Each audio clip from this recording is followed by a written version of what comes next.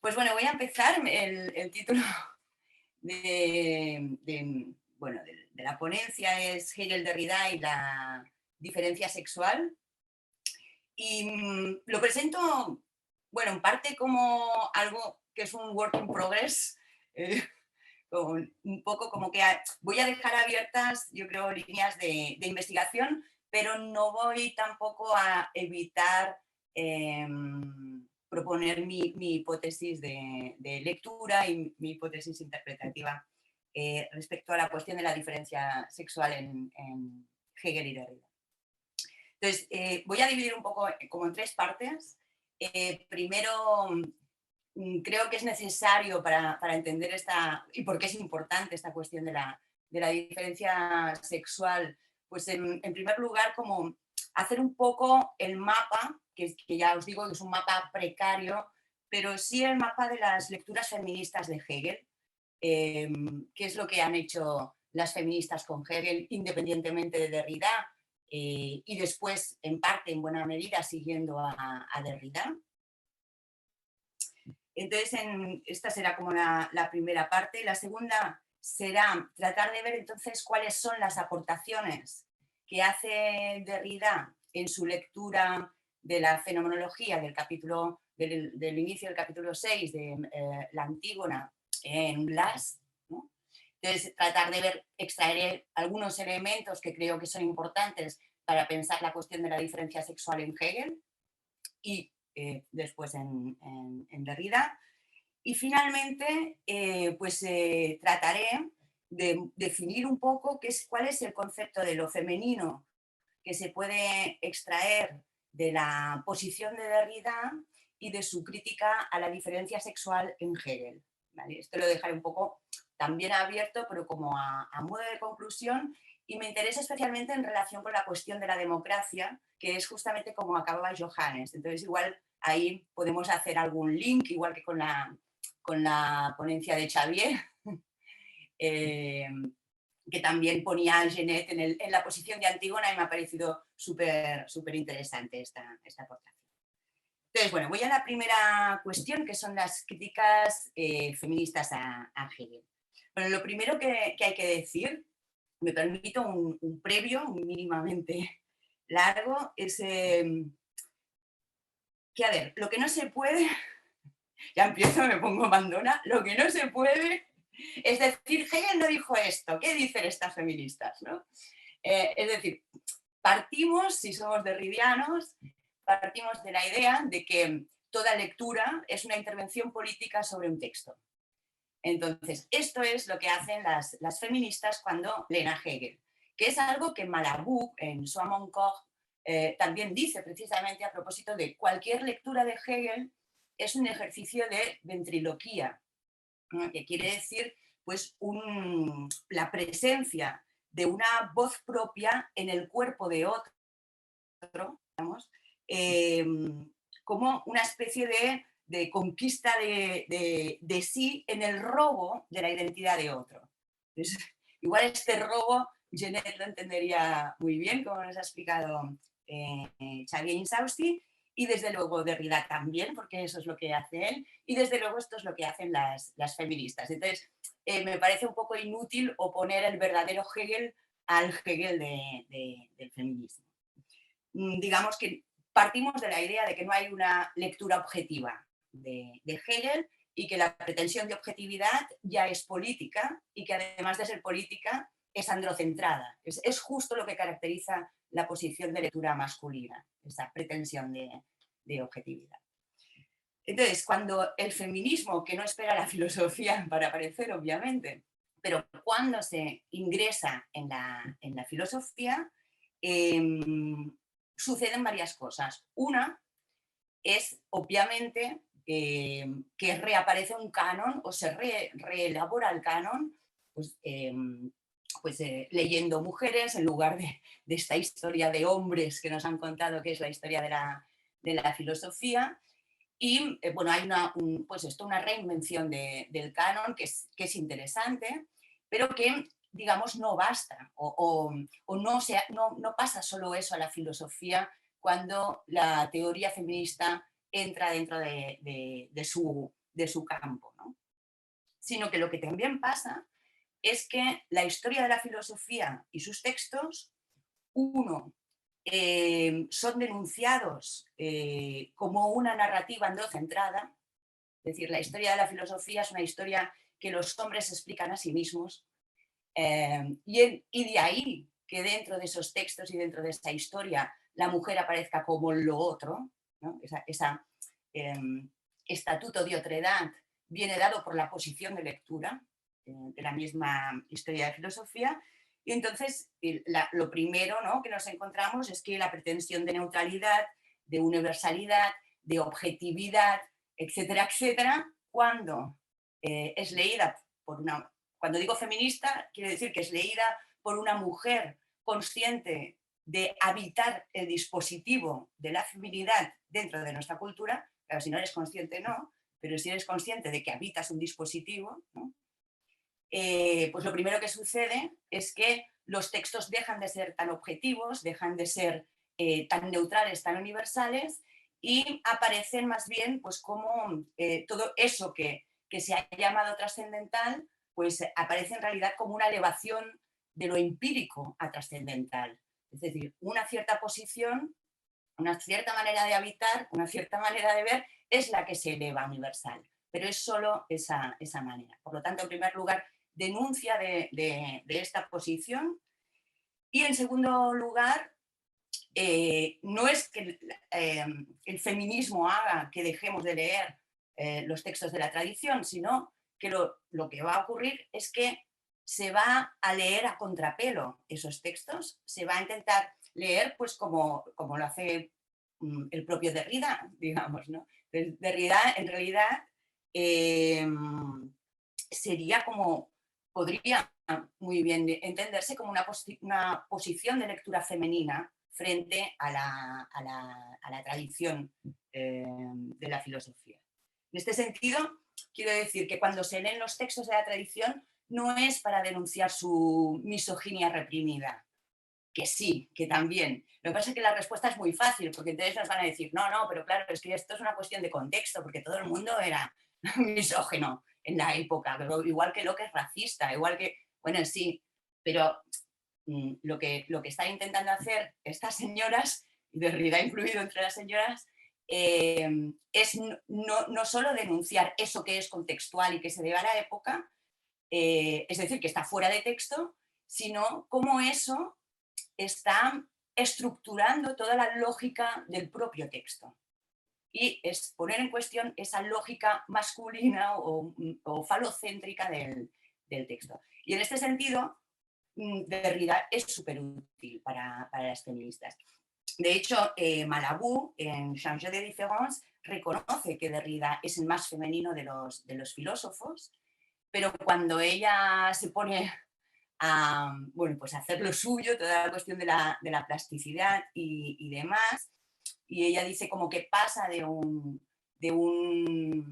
como la posición de la mujer en la filosofía es como un trabajar con los hombres, con el lenguaje, si queréis, de los hombres, que es trabajar con el lenguaje del amo, o trabajar juntas las mujeres, que sería esta otra posición de las que se ponen a leer textos de mujeres, etc. Y ella se propone como un trabajar, un leer sin estar, digamos, acompañada de ninguna de estas comunidades. A mí, como crítica, me parece curioso que ese sin pase por una relectura de Hegel, digamos. Entiendo que se quiera separar de Derrida, ¿no?, porque es la alumna de Derrida, pero digamos que hace un cambio de padre, un poco. Y bueno, no sé, puestos a escoger como padre, yo hubiese preferido a Derrida, pero bueno, ella se decide por Hegel. Entonces, pues es muy difícil matar a los padres, ya lo sabemos, pero estamos en ello, Vale, entonces, dicho esto, un poco las críticas feministas a Hegel, aparte de las que se centran en la filosofía del derecho, que sobre todo son las anglosajonas. Yo lo dejo abierto porque esto no lo he trabajado, en principio no era lo que más me interesaba, pero sobre todo estas críticas se dirigen a la fenomenología del espíritu. Entonces, hay como dos focos de batalla. El primero, históricamente, pero que sigue trabajándose, es todo el tema de la dialéctica entre el amo y el esclavo. Entonces me diréis, ay no, porque eso está muy mal leído, porque fue Kojève que lo leyó muy mal, y entonces claro, es un gran malentendido. Bueno, sí, pero es que da igual, porque lo interesante son los efectos que tiene esto. Una cierta manera de leer puede ser equivocada o no, pero desde luego tuvo efecto, fue muy productiva esta manera equivocada de leer la dialéctica. Y en este sentido, pues si hiciéramos, que aquí lo dejo esbozado, porque lo dejo también, no lo he trabajado suficientemente, ¿no? Pero para que se sepa, si a alguien le interesa, el tema de la dialéctica del amo y el esclavo ya empieza con el segundo sexo de Simone de Beauvoir, ¿no? Simone de Beauvoir empieza con el estupor, preguntándose cómo puede ser que las mujeres no se hayan rebelado. Se han revelado los negros, se han revelado los proletarios, se han revelado los judíos que tienen su estado y todo, y aquí nosotras, que se supone que estamos en esta situación de dominación y de esclavitud, igual que ellos, y que además somos mayoría, no se ha dado esta posición de sublevación. Y como lo plantea Beauvoir en el segundo sexo, es bueno, aquí hay un problema de deseo. Algo que caracteriza la construcción de la feminidad es la relación de deseo con el opresor, es decir, la relación de deseo con el amo, que es algo que aparece en un verso, en un poema que precisamente de Silvia Plath, que se llama Daddy, papá, precisamente, y el verso dice algo así como: toda mujer adora a un fascista. Pues es un poco esta idea. En el fondo de toda mujer hay una adoración por el fascista, que aprendió amando a su padre, seguramente. Entonces, ante este problema que plantea Simone de Beauvoir, se va a derivar pues, desde el feminismo más militante, como el de Carla Lonzi, de los años 70, que escribe este texto que se llama Escupir sobre Hegel, y en el que bueno, lo que plantea es que en la fenomenología del espíritu, lo que es fruto de la opresión, es decir, la posición de la mujer, como hemos visto y como veremos en Antígona, la posición de la mujer del lado de lo doméstico, del lado de la ley divina, del lado de la muerte, del lado de lo sagrado, etcétera, etcétera, eso que describe de este modo Hegel en la fenomenología, en realidad se presenta, digamos, como si fuera algo más o menos natural, digamos, o que se considera de alguna manera lo que es fruto de la opresión como motor de la opresión. Entonces la posición de Carla Lonzi va a ser decir que la fenomenología del espíritu es en realidad una fenomenología del espíritu patriarcal. Bueno, hay que debatirlo, se puede contradecir probablemente, pero justamente de ahí van a salir estas posiciones, por ejemplo, como la de Monique Wittig, con el lesbianismo materialista de Monique Wittig, que va a decir, bueno, justamente porque la mujer es una clase social que se deriva como de la propia estructura, el único modo de liberación es dejar de ser mujer, y desde ya dirá, la lesbiana no es mujer, ¿no? Por ejemplo, pues es salir del juego de la dialéctica del amo y el esclavo. Esta batalla solamente se puede ganar saliendo de ese juego. Y después hay el texto de Butler en Mecanismos psíquicos del poder, que viene a decir algo también semejante, viene a denunciar esta dialéctica del amo y el esclavo, siguiendo esta vez a Foucault, diciendo bueno, que finalmente en la medida en que el sujeto constituido femenino está constituido por esa matriz heterosexual, y en general todos los sujetos estamos sujetados a aquello que nos constituye, toda liberación, digamos, del esclavo va a implicar una interiorización del amo, ¿no? Y por lo tanto, digamos, el feminismo no puede ir por este camino de la liberación, tal y como lo han entendido leyendo a Koyev que lea Hegel. ¿De acuerdo? Y después está, bueno, Malabou le responde también en su Amon Koch a esta posición de... Bueno, por ahí tenemos una línea, digamos, de investigación para ver cómo la teoría feminista recibe este texto de la tradición y que lo recibe como androcentrado. Y por el otro lado, o además, o completando esta cuestión, tenemos este capítulo, que es en el que se centra Derrida en Glass, que es el capítulo 6 de la fenomenología, donde lo que aparece cuando Hegel está describiendo la aparición, digamos, de la eticidad, pues aparece la figura de Antígona como representativa, o del conflicto de Antígona con Creonte como representativo de este nacimiento, digamos, de la conciencia. Entonces, aquí, antes de entrar en Derrida, hay que señalar que hay un texto de Irigaray que justamente se llama la eterna ironía de la comunidad.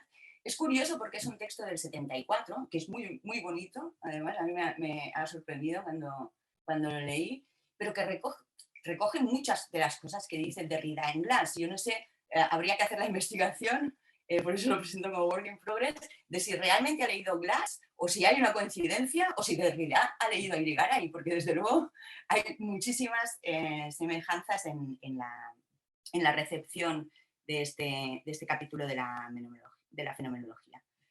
La posición de Irigaray respecto a este capítulo va a ser una crítica a la figura de Antígona.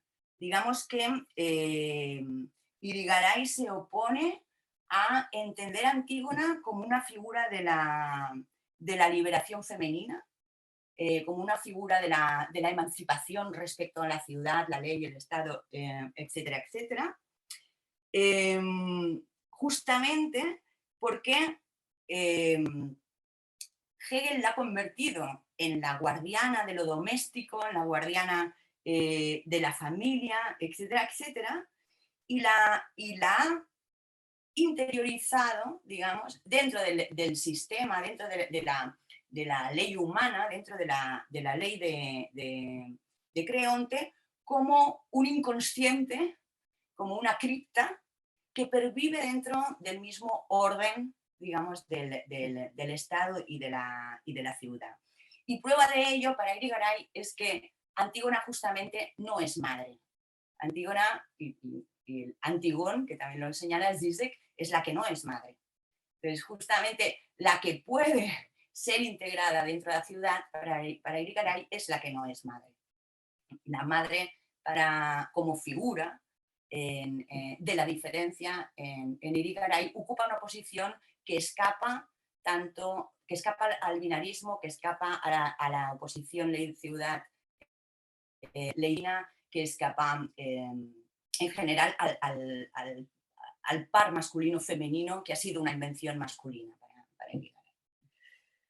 Bueno, esto de un lado, tenemos esta lectura y después tenemos la lectura de Butler en Antigona's Claim, que, bueno, tampoco es tan diferente de lo que hace Irigaray, porque también lo que va a decir es que Antígona, no ya la mujer Antígona o la hermana Antígona, sino Antígona la incestuosa, porque Hegel, no sabemos por qué, da por supuesto que entre Antígona y Polinices no hay nada, pero con la familia que tienen, yo no sé por qué lo ponen en duda, porque, vamos, el deseo corre ahí a sus anchas. Y en cambio, en el caso del hermano y la hermana, pues lo plantea como una relación muy pura y que va a ser el fundamento de la ciudad, ¿no?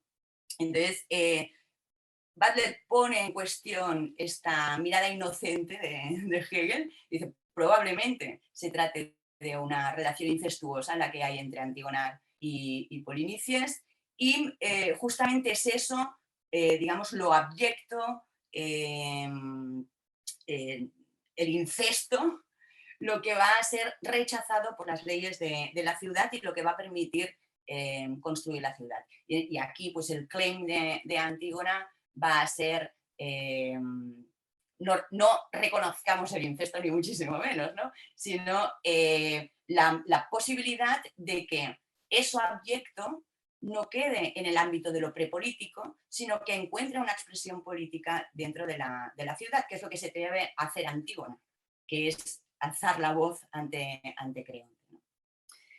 Bueno, pues digamos, estas serían como las posiciones en las que se insertará la lectura en la que vamos a insertar la lectura de Derrida. Resumiendo, las críticas del feminismo a la fenomenología del espíritu es que uno, por el lado de Carla Lonzi, por ejemplo, que la fenomenología del espíritu es una fenomenología del espíritu patriarcal. En segundo lugar, que la dialéctica del amo y el esclavo no es liberadora y que no es liberadora para la mujer especialmente. Y la prueba es cómo va después a tratar esta cuestión en la filosofía del derecho Hegel. Y en tercer lugar, que quizás Antígona, como dice Irigaray, no sea reivindicable justamente en la medida en que no es una mujer, en la medida en que no es madre, sino que es esa hermana eterna que además ha interiorizado el sistema. Digamos, es aquello que el sistema permite como subsuelo del propio Estado, ¿no? Entonces, ante esto, obviamente hay defensas. Entonces salen, como diría Derrida, salen los hijos legítimos de Hegel a defender a Hegel y decir, oye, ¿pero de qué es? Y claro, sobre todo son hijas legítimas, ¿no? Las que van a salir. Unas, digamos, pues con este argumento más o menos fácil de decir, bueno, esto no tengamos en cuenta, esto pertenece al contexto histórico, entonces lo que tenemos que ver es qué está diciendo Hegel en el concepto y ver si se ubica allí o no una posición feminista. Esto es una posibilidad, pero como os digo, si somos derridianos y si trabajamos con textos, todo está en el texto, no podemos ir al contexto para justificar el texto. La segunda defensa de una hija de Hegel es la que he encontrado gracias a Berta en Karin de Boer, en un texto que se llama Hegel's Antigone and the Dialectics of Sexual Difference, donde, bueno, el argumento, así resumiendo mucho, es algo que, bueno, en realidad cualquier hegeliano de pro conoce, que es que lo que está haciendo Hegel en este momento de la fenomenología del espíritu, a ver, hay que leerlo entero a Hegel porque si no se entiende, es solamente un momento. Es un momento pues del espíritu, es el momento en el que Hegel está explicando el surgimiento de la eticidad, que es la eticidad natural y que en la tragedia griega pues aparece como conflicto entre la ley divina y la ley humana, digamos, entre Grecia y la modernidad. Y que eso va a ser superado a favor de la modernidad en un momento posterior. Esto sería un poco mantener esta lectura teleológica, ¿no? Al menos en este artículo yo creo que sí mantiene, bueno, como diciendo que finalmente la dialéctica lo que va a permitir es como actualizar el momento a lo femenino, actualizar su momento masculino, a lo masculino actualizar su momento femenino. Y hay una cuestión interesante que también comenta, que es que de hecho esa diferencia sexual que aparece como natural en este momento de la fenomenología en realidad es cultural, puesto que pertenece a la cultura griega, ¿no? Y entonces aquí hay un giro que también se puede investigar más. Pero bueno, esta sería otra posición. Y finalmente la tercera, que es la que más me interesa a mí, que son digamos, las lecturas de Hegel y de las hegelianas inspiradas en Zizek. Que hay que decir que no se la inventa Zizek. Lo que pasa es que como tiene un morro mediático así muy masculino, pues parece que se lo inventé él. No, son Kopček y Supancic quienes trabajan esto y pues Zizek, muy bien hecho, porque así lo da a conocer, pues es la propia que tiene que ver con releer este momento de la fenomenología del espíritu desde la ciencia de la lógica, que supongo que es lo que también estaba planteando Johans, y entender que en realidad Antígona es como, es un momento primero, es el momento de la negatividad, digamos, de la falla, que es interna al propio orden, al propio sistema, a la ley, y que lo que demuestra Antígona es que la ley no se sostiene, que la ley no tiene fundamento, digamos, y que la ley siempre está construida sobre un acto de violencia y que siempre va a suponer, digamos, el regreso de una violencia. Y en este sentido creo que se sitúa también la lectura de Berta, por lo que le he podido ir siguiendo, ¿no? Entonces, digamos esto, que aquí aparecería pues Antígona como, dicho en sisequiano, como una falla dentro del orden de lo simbólico. Entonces, a mí me interesa esta cuestión porque la manera como entienden el concepto de lo femenino, Kopček y Supancic, y por ende Zizek, como no todo, ¿no? Releyendo a Lacan las formas de la sexuación, etcétera, que no voy a recuperar aquí. Ya. Como mínimo, es una posición análoga, me parece, a la que presenta Derrida en Glass acerca de lo femenino. Y no digo que sean lo mismo, creo que son diferentes, pero creo que ocupan una posición a partir de la cual se puede pensar, digamos, un feminismo de otro tipo. Si queréis, al que plantea Irigaray, a la filosofía de la diferencia sexual, o al que plantea Butler con la teoría queer, ¿vale? Y no me parecen tan distantes, digamos, pues esto, como lo plantea Derrida y como lo plantea Zizek. Bueno, entonces, vale, lo que voy a hacer es pasar al segundo punto. Yo no sé cómo voy de tiempo, pero bueno. Vale, pues el segundo punto sería esto. Intentar ver, pues no vamos a discutir, digamos, cuál es la lectura correcta de Hegel, tampoco nos interesa esto, ¿no? Sino, pues, ver cuáles son los aportes que hace Derrida en su lectura de estos pasajes de la fenomenología, en el sentido de cuán útiles nos son para pensar una posición política de lo femenino. Y sobre todo para pensarlo dentro de la estructura de nuestras democracias actuales, que son el resultado de este Estado de Derecho que ha dado sobradas muestras de su violencia, de su exclusión y del sistema patriarcal que lo constituye. Por lo tanto, no es una cuestión baladí pensar cuál es esta posición de lo femenino. Okay. Entonces, para esto no voy a hacer una lectura pormenorizada de la lectura que hace en Glass Derrida, porque, cuña publicitaria, en este libro que editamos con Carmen Revilla, hay un magnífico texto de Cristina Peretti sobre Glass y sobre la figura de Antígona en Glass. ¿De acuerdo? Entonces ahí tenéis con citas, todo bien seguido. No voy a hacer un trabajo que ya ha hecho Cristina perfectamente. Y después tenéis la tesis de Beatriz Blanco, que precisamente va sobre Glass y donde toda esta cuestión reaparece. Entonces, yo lo único que voy a hacer es como enumerar qué elementos me parecen relevantes en esta lectura que hace Derrida del modo de aparición de Antígona en la fenomenología para reconceptualizar lo femenino. Vale, pues entonces los enumero.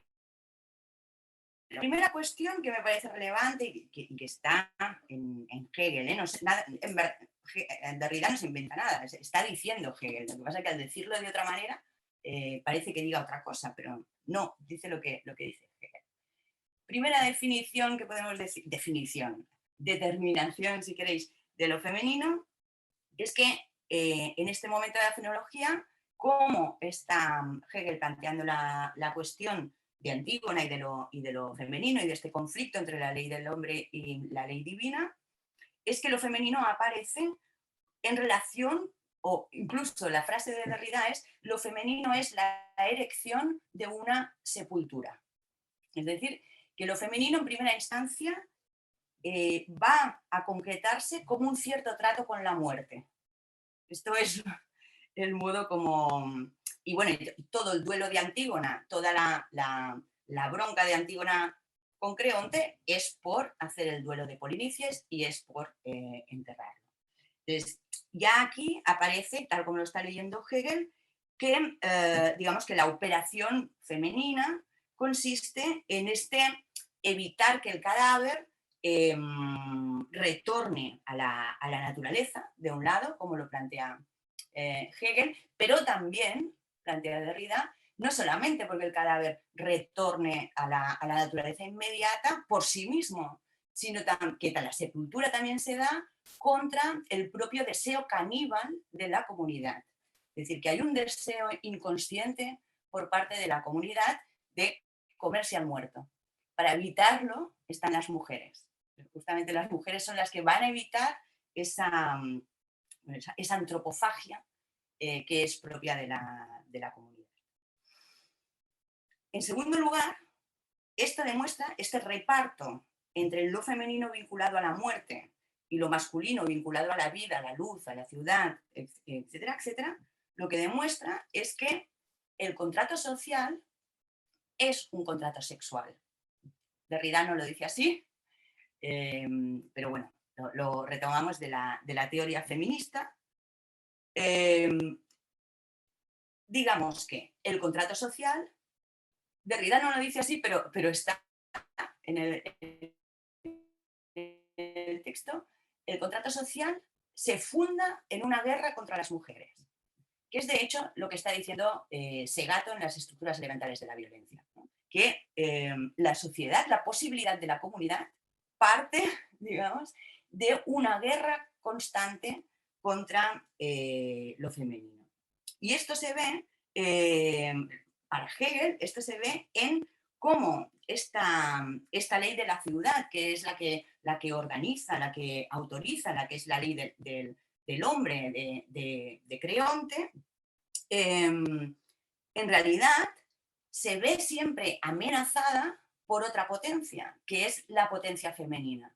Hay algo del orden del inconsciente, del orden del interés privado, del orden de la familia, etcétera, etcétera, en el que la ley de la mujer, esa ley divina, puede estar amenazando siempre la comunidad. Entonces, la comunidad tiene dos modos de evitar esa amenaza de lo femenino. Una, dice Derrida, es la guerra contra otras ciudades. De hecho, lo que dice, el mejor modo de impedir que la familia disuelva la ciudad es arrastrar a la guerra con otra ciudad. Es decir, que en la sociedad patriarcal el fundamento es la guerra entre ciudades. Después lo repetirá. ¿Por qué entre ciudades? Porque dos falos no pueden coexistir. O sea, dos leyes que se pretendan universales a la vez no pueden coexistir. Entonces, siempre tiene que haber guerra, pero es que además esa guerra entre los dos falos es útil. Y es útil porque a la vez la ciudad hace una guerra contra las mujeres. Y cito a Derrida literalmente, que Derrida aquí sí que no había leído a Segato, eso seguro, en el 74.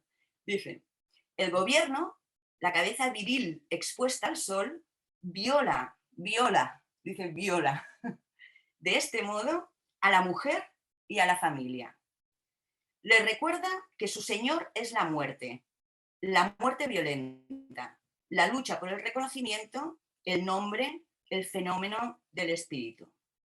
Es decir, que en este fragmento Derrida está reconociendo lo que dice Segato, que la violación es estructural al patriarcado. No es un residuo que nos queda mítico de ves a saber qué. No tiene nada que ver con el erotismo ni con la sexualidad. Es una forma propia de la construcción de la ciudad. Es decir, para sostenerse, la ciudad tiene que violar a las mujeres porque son una amenaza. Y, pero claro, no lo pueden hacer siempre. Y esto lo dice Derrida. Esto se ha de hacer de cuando en cuando. Pues tampoco nos pasemos, porque si no aquí vamos a tener... Y Derrida dice esto, ¿no? Bueno, no es que se tenga que hacer siempre, no es que siempre se tengan que ir violando mujeres, pero de tanto en tanto hay que recordarles quién manda, ¿no? De tanto en tanto hay que recordar quién sostiene el orden aquí.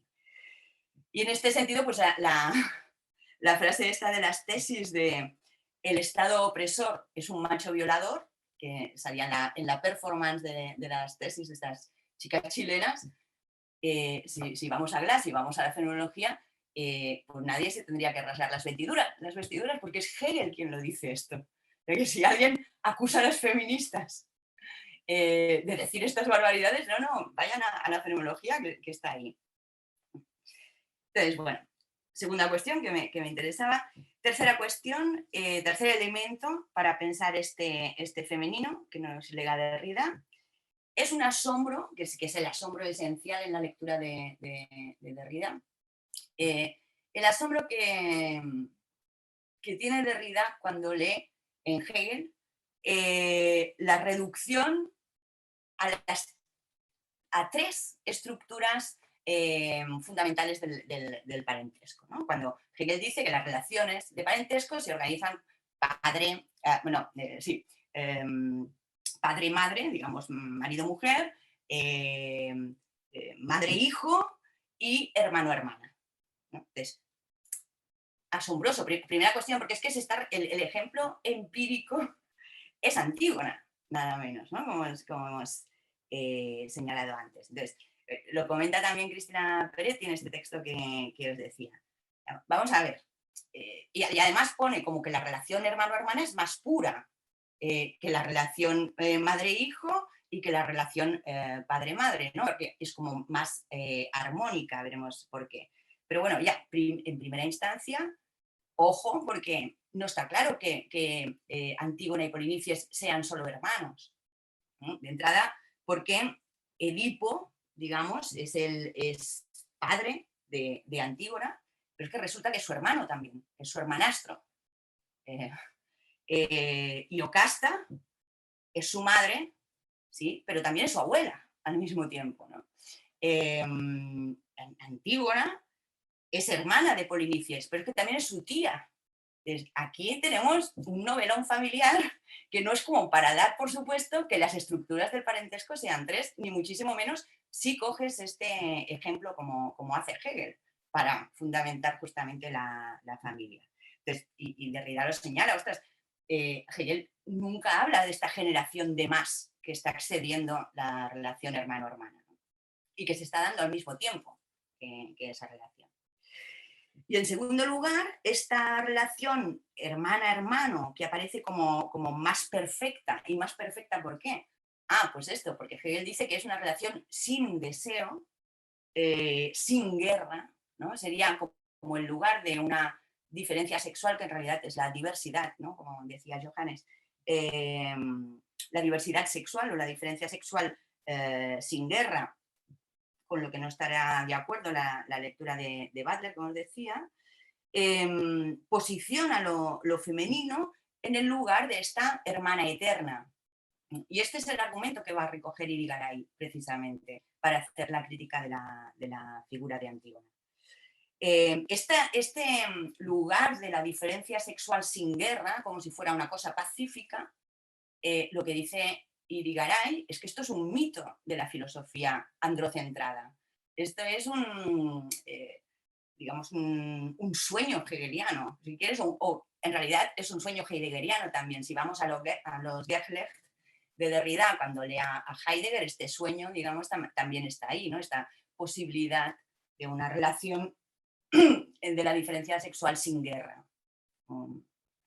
Pero justamente lo que muestra Derrida, lo que va a interesar, es decir, ostras, por primera vez en la fenomenología, que a lo mejor también tiene que ver con lo que planteaba Johannes, ¿dónde está el exceso? ¿Dónde está la lectura deconstructiva de Derrida?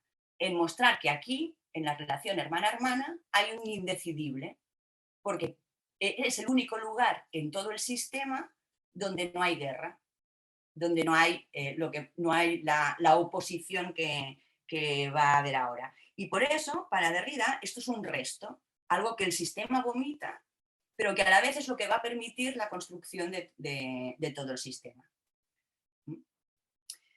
Y por esto, en cuarto lugar, aparece como cuarto elemento la determinación de lo femenino en esta lectura de Derrida como resto. O sea, ¿qué es lo femenino? Lo femenino es lo que resta, es lo que queda. ¿Lo que queda cuándo? Lo que queda en el sistema inexplicado, cómo pueda ser que haya una diferencia sexual sin guerra, y lo que queda, ya siguiendo la lógica de Hegel, cuando el hermano se va a la ciudad y se realiza como ciudadano. Cuando el hermano se va a la ciudad y se realiza como ciudadano, resta la mujer, resta lo femenino como lugar de lo doméstico. Ese es el lugar de Antígona. Y resta como encriptada dentro de la propia ciudad. Ahí es donde aparece la diferencia sexual como oposición, como contradicción, cuando ya en la ciudad, digamos, ese resto va a ser encriptado. Y donde, lo dice Hegel, el hombre compra su derecho al deseo, mientras que la mujer no puede comprar su derecho al deseo. Y esto es lo que hace que la acción, una vez ya encriptado eso que resta, pero que en realidad no pertenece al sistema, y la ciudad se articule en torno de esa contradicción, es lo que hace que la acción sea un crimen, como dice Berta también en algunos textos y ponencias, ¿no? Que toda acción necesariamente sea violenta porque excluye, digamos, la otra ley o porque trabaja contra la otra ley. Y en palabras de Derrida es que, lo dice bonito, que la acción ética es moral a fuerza de asesinatos. Es digamos, la condición de posibilidad de la acción ética es el asesinato. Y en relación a la diferencia sexual, dice, todo crimen es una operación sexual. Es decir, en realidad, cualquier acción va a tener involucrada la diferencia sexual dentro de la ciudad. ¿Vale? Entonces, para acabar ya este recorrido por Derrida, como quinto elemento de lo femenino, digamos, o como conclusión, digamos que lo femenino va a ser ese resto que la ley humana necesita sofocar para instaurarse.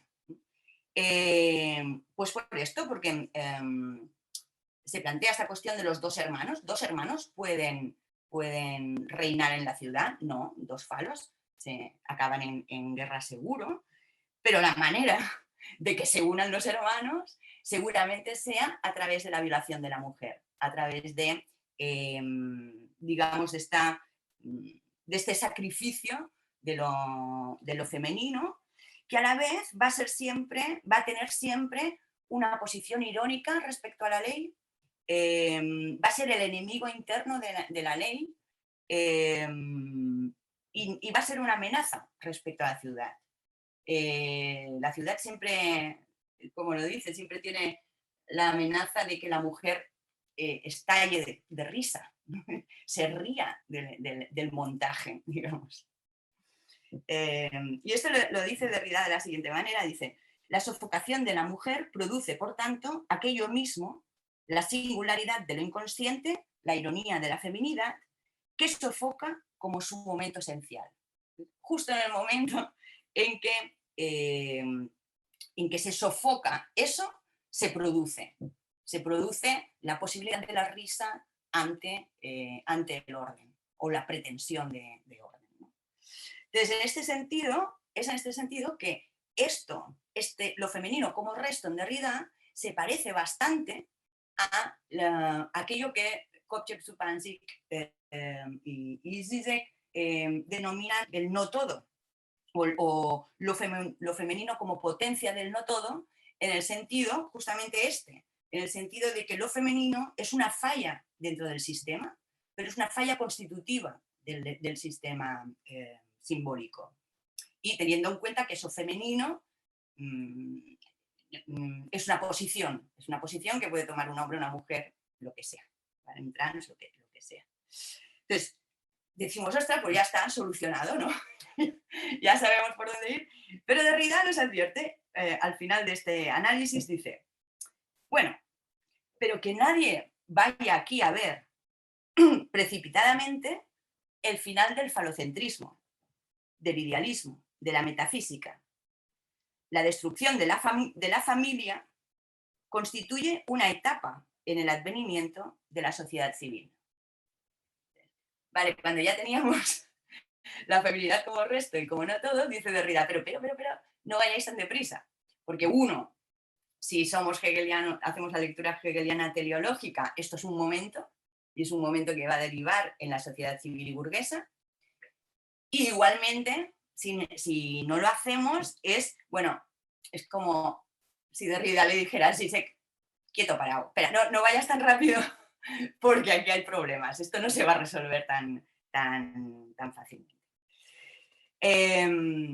Y en este sentido, pues voy ya al tercer punto, ¿no? Si hacemos un poco habiendo hecho este recorrido y como conclusión, yo diría, bueno, ¿cuál es el aporte entonces de Derrida en la lectura que hace de lo femenino en la fenomenología del espíritu en Glass?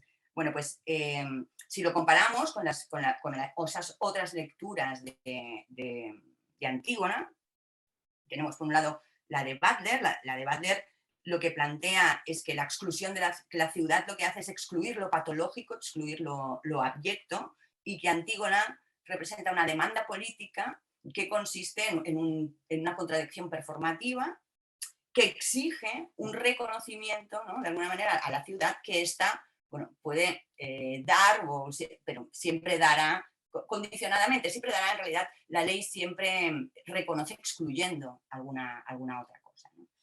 Es en este sentido que Supansik, por ejemplo, va a hacer la crítica a las reivindicaciones LGTBI, etcétera, como malos infinitos, en el sentido de que finalmente todo lo que puede entrar dentro de la ley es identidad, pero porque la ley lo constituye como identidad. Entonces, este tipo de reconocimiento en realidad no cambia nada del ámbito de lo simbólico.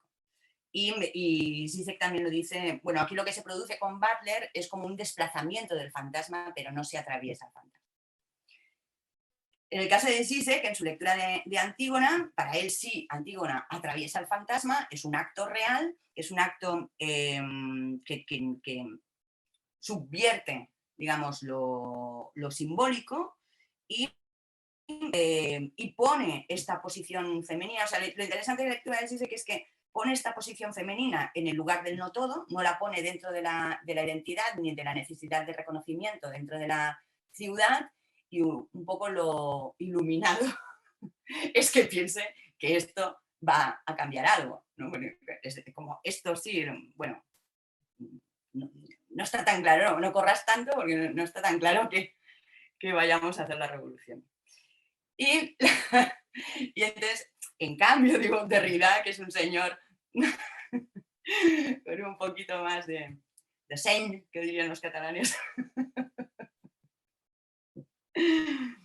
pues al poner lo femenino como resto, lo relaciono también con el texto del cual hablaba Johannes en Canallas, acerca de la democracia, ¿no? Y me interesaba esta idea de Derrida, que dice que la democracia es l'unheimlich de lo político. Y hay un artículo de Cristina Peretti, y Paco Vidarte, que hablan justamente de esto de la democracia como un Heimlich de lo político. Entonces, yo creo que es esta lectura de este concepto de lo femenino que extrae Derrida de la lectura de la fenomenología y de Antígona, de lo femenino como resto, se puede entender justamente como esto, un Heimlich, esto siniestro, inhóspito, propio al derecho, propio al sistema, y como aquello que tensa constantemente el sistema y nuestras democracias, en este caso liberales. Se podría leer, siguiendo una indicación que daba Malabú en una conferencia, este femenino, y quizá yendo un poquito más allá de Derrida, pero solo un poquito, no mucho y sin forzarlo, bueno, un poquito, forzándolo un poco, como un principio anárquico propio de las democracias. Cuando decía Johans que la democracia se define por su apertura o se define por su posibilidad de suicidarse, es que está atravesada por un principio anárquico. Está atravesada por algo que la excede y que la puede llevar a nada o a cualquier cosa. O sea, esto no se puede decir de antemano. Bueno, pues justamente ahí es donde se sitúa lo femenino, no como pulsión de muerte, no como la lee Lacan, Antígona, como una pulsión de muerte, sino en todo caso como una... bueno, se asemeja a la pulsión de muerte, pero sería en la lectura de Salzman, a la cual remite Malabú en un texto que se llama El principio de anarquía, que es la idea de un principio de anarquía que va más allá del principio de placer, más allá del principio de placer y un más allá de la pulsión de muerte, sería este principio de anarquía que se revuelve contra el eros comunitario, un poco como la posición de Genet que yo creo que Xavier intentaba también dibujar, ¿no? Ante el eros comunitario, ante la ley, ante eso que en nombre del amor nos domina, nos destruye, nos encripta, en nombre del amor, porque eso se hace en nombre del amor, este principio anárquico es propiamente lo femenino, este decir no a la ley de la ciudad, y en el caso de Derrida se resuelve en términos de aporía, no se resuelve en términos de contradicción, que esta es un poco la pregunta que le quería hacer a Johannes, es decir, esto es una aporía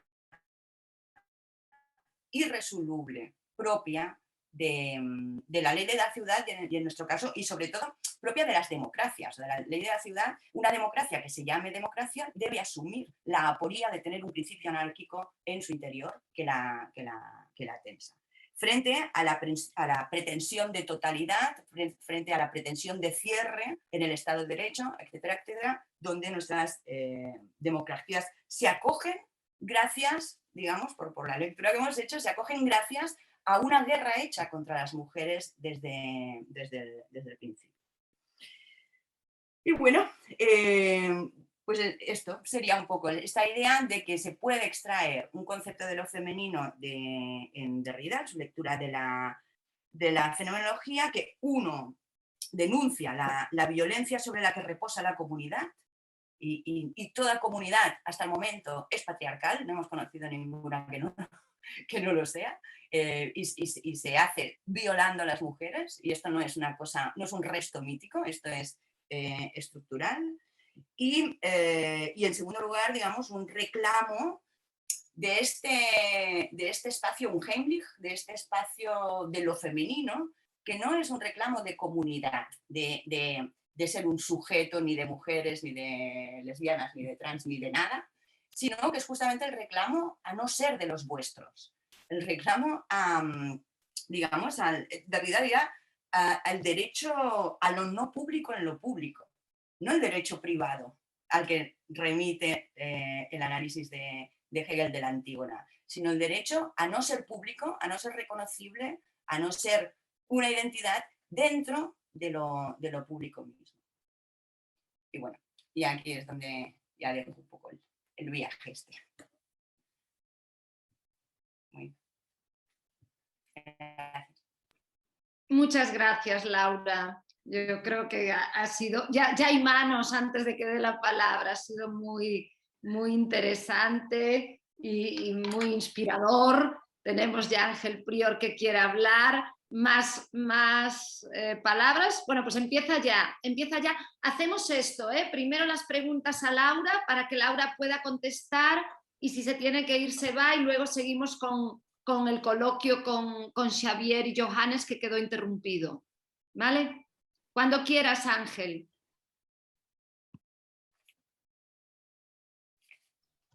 No sé cómo ha salido, que quería hacer una pregunta, me he seguido con mucho interés, pero... Pero no querías. No. Vale. A todo el mundo le ha pasado lo mismo. Bueno, es que en general uno necesita unos segundos, es lo normal para preguntar. Estoy mirando entonces a todo el mundo por si hay alguna mano levantada. No, todavía no. Edgar, lo has hecho así de una forma no muy ortodoxa, pero Pues bueno. sí, perdón. Nada. No, solo para romper el hielo, porque no me ha dado tiempo a pensar bien. Pero esto último que has dicho creo que no lo he entendido. Aclara, si podrías aclarar un poco mejor esta idea de aporía que dices que te parece que no es, no se puede comparar con la de contradicción que supuestamente habría desarrollado Hegel o Johannes a costa de Hegel. Te he entendido que querías marcar ahí una diferencia, me gustaría que lo explicaras un poco mejor. Entiendo que es que no, ya querías dejarlo ahí para no alargarlo y por eso te quería dar la ocasión a... Okay. No, yo creo que si Derrida no utiliza el término de contradicción para hablar de la diferencia, de la diferencia, es por algo. Es porque ningún movimiento, pero yo entiendo que él está intentando hacer un movimiento respecto a la contradicción en Hegel. Entonces, él no solamente que tenga esa lectura de Hegel según la cual la contradicción se resuelve, que quizá no, sino que como la misma idea de contradicción, yo creo que es un poco ajena al planteamiento de Derrida, en el sentido que él no está diciendo que hay esto de las dos leyes, de la ley humana y la ley divina, etc. Esto es Hegel quien lo dice. No asumimos que es Derrida que acepte este binarismo, ¿no? Sino que, yo creo que como él lo plantea, es, por un lado, hay una tensión, digamos, hacia el orden, hacia el cálculo, hacia el derecho, hacia pues, todo eso que constituye la ley de la ciudad. Y por el otro, hay una tensión no de lo contrario de eso, sino de lo otro. Es decir, que Derrida lea Levinas y que prefiera el concepto de otro y de alteridad al de opuesto, pues será por algo, porque no necesariamente el otro es de bien el mismo que no sé qué, como en la dialéctica. Otro puede ser cualquier cosa. No podemos decidir por adelantado, digamos, esa relación.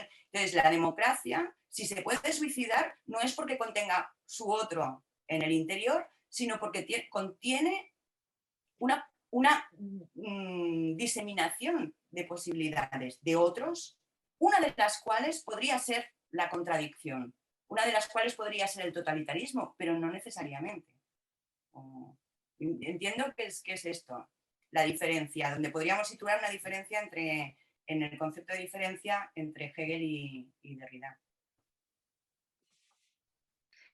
Sí, yo en realidad le estaba dando vueltas, supongo que a lo mismo, tampoco sé si lo tengo muy elaborado, pero claro, yo tengo la impresión, corrígeme si no, que, bueno, a lo mejor no estás de acuerdo, pero con que Derrida efectivamente prefiere burlar la noción de contradicción justamente porque asume que la contradicción se resuelve. O sea, en principio porque la contradicción tiende a resolverse, ¿no? Mientras que la aporía de algún modo se puede mantener como aporía, ¿no? Lo que pasa es que efectivamente cuando se mantiene solamente como esta pluralidad, yo creo que entonces el problema que de algún modo al que estaba apuntando Edgar o al que apunta, por ejemplo, Menke cuando contrapone Derrida a Adorno, ¿no? Es el de, bueno, si es simplemente esta coexistencia pacífica de las diferencias lo que supone una aporía, pues entonces no estamos, quiero decir, no queremos llamarle contradicción para que no se resuelva, pero es que la estamos resolviendo de antemano, o la estamos descargando de antemano de su potencial subversivo, porque ya tú señalaste con mucho ojo para defender a Derrida, supongo al final, ya, pero no se trata entonces de que lo diferente sea reconocido como X en el sistema. No somos Butler. Esta es la diferencia con Butler. No se trata de que lo femenino sea reconocido como femenino, sino que sea reconocido como pudiendo ser cualquier cosa, como no teniendo que ser ni femenino ni masculino, ¿no? Pero claro, digamos que la abstracción de esto, yo creo que esta es la crítica de Menke, ¿no? Convierte entonces a esta alteridad en la desactiva en realidad, ¿no? Y claro, y esa de algún modo es también la crítica de Zizek, ¿no? Desde otro lado, no desde Adorno, pero es la crítica de Zizek en el sentido de, ya, si no, al no llamarle contradicción no la resuelves, pero también, como tú concediste, pierdes entonces la capacidad de verdad hacer explotar un sistema, sea democrático o no, por los aires, ¿no? Porque eso, el suicidio de la democracia queda incluido, pero entonces efectivamente es otro que no sea democracia. Quiero decir, o reconoces que realmente es otro de la democracia, realmente se suicida, y entonces ¿por qué no llamarle antagonismo? ¿Por qué no decir que las diferencias al final remiten a un conflicto, es decir, a una exclusión del otro? O si no, si dices, no, pero es que no se excluyen, ¿no? Entonces el suicidio, ¿qué suicidio es ese? Es un simulacro de suicidio. No sé si me explico. Es un suicidio que daría lugar a otro sistema que quiero decir, o reconoces, bueno, es un poco la crítica de Zizek. Yo tengo un poco de problemas con esto. A mí me parece, en todo caso, fantástico yo creo que tiene un valor esto del término aporía en Derrida, o el que yo le encuentro, que es el de que es un término muy general que utiliza también para presentar el problema de la filosofía. Mañana hablaremos de eso, o de la filosofía postmetafísica como el cómo afirmar la aporía sin traicionarla, ¿no? Sí, entonces, ¿cómo afirmar lo negativo sin traicionarlo? Pues llamándole aporía, ¿no? Pues, y en ese sentido muestra una sutileza respecto a la profundidad del problema.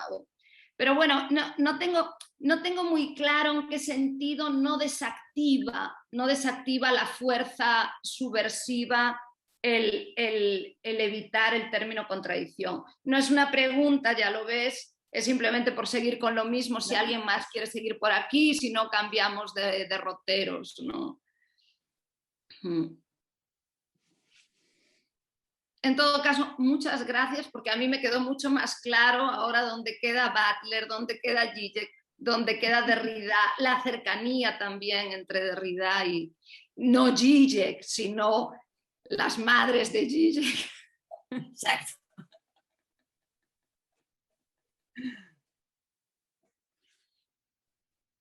¿Alguna palabra más? Berta. ¿Sí? Sí, vamos, si no hay otra palabra, vamos, en plan, si no hay otra palabra... Estupendo, sí. Patricio, sí, te escuchamos, vale. Con gusto. Bueno, lo primero, saludar a Laura, me ha encantado oírla, que nos vimos en Barcelona, me temo que en el siglo pasado, ¿no? Sí, de la tira. Y ya... Sí. He oído con mucho interés, como puedes imaginar, toda tu exposición, pero tengo en fin, me ha sonado la alarma en algún momento y no sé si es un detalle o es un misil por debajo de la línea de flotación, por avisar. No, a mí no me parece que se pueda decir que Antígona, la Antígona de Sófocles, la Antígona de Hegel y la Antígona de Derrida, ninguna de las tres Antígonas se puede decir que sea una voz política. La gracia es que es prepolítica, pero se mete en la polis en la forma de la ironía de la eterna, la ironía eterna de la mujer. Y, vamos, yo a veces pienso que ese es el único filosofema feminista de la historia de la filosofía. vamos, habría que remontarse quizás a la diotima de Platón como maestra. Pero vamos, decir que Antígona es la eterna ironía eterna, es decir, eso no acaba nunca, de la mujer ante la polis y todas esas cosas terribles que sabemos que pasa en la polis y especialmente la patriarcal, pues yo creo que la gracia de Antígona es que es prepolítica, que reivindica una ley divina, que tiene que ver, bueno, por supuesto, pienso que Antígona es verdaderamente hermana, no es un incesto lo que se sugiere ni en Sófocles, ni en Hegel, ni en Derrida, ¿no? Uno suplica, puede decir otra cosa, pero ella se habría levantado en las armas de la ironía, aunque el muerto hubiera sido, el no enterrado hubiera sido Eteocles, ¿no? Es simplemente que ha quedado alguien sin enterrar, ¿no? Un miembro de la familia ha quedado sin enterrar y además va a producir la peste, va a producir un cadáver ahí al lado de la ciudad, nos va a contaminar a todos. Bien, es decir, en definitiva, mi observación de que Antígona es prepolítica, gracias a Dios, y no política. Ya. Yo esto, respecto a lo prepolítico, es claro, lo peligroso es como lo peligroso, lo que a lo mejor, bueno, despolitiza, es como dejarla en el ámbito de lo ético, o porque la gracia, quien dice que es política y no prepolítica es Butler, no es Derrida. Pero bueno, también bueno, no sé, yo tampoco vería tan claro que no, porque la distinción entre lo ético y lo político en Derrida tampoco está tan clara, porque hay como una mezcla, una contaminación de lo ético y de lo político. Y de hecho, lo que hace lo ético es como hacer explotar lo político, abrirlo, ¿no? Entonces, bueno, no sé, por ahí. Y después lo de que Antígona solamente es enterrar, no, porque ha de ser el hermano a quien entierra. De hecho, lo que sí que dice en Glass Derrida es que bueno, leyendo a Hegel, por eso, ¿por qué? ¿Por qué el hermano? Porque es el irreemplazable. O sea, y porque ese es el argumento de Hegel, ¿no? No se trata de enterrar al padre o a la madre o no sé qué, sino al hermano porque es el único irreemplazable dentro de la familia. Entonces, ¿y por qué es el irreemplazable? Y Derrida lo que apunta, pues es verdad, porque también puedes tener otro hermano, ¿no? Porque el argumento es que, bueno, se me muere el marido, pues me compro otro. Se me muere el hijo, pues tengo otro. Pero claro, el hermano no, ¿y por qué no? Pues puedes tener. La única condición de posibilidad de que el hermano sea irreemplazable es que los padres hayan muerto. Entonces, la irreemplazabilidad pasaría por la orfandad. Se comenta Derrida, que eso también es una línea interesante a seguir. El tema que Nancy habla de esto, del abandono, y que el abandono es justamente la exposición ante la ley. Los que son abandonados son los que están ante la ley, que es el caso de Antígona. Bueno, no sé, yo diría algo así de lo que comenta. Gracias. Nada.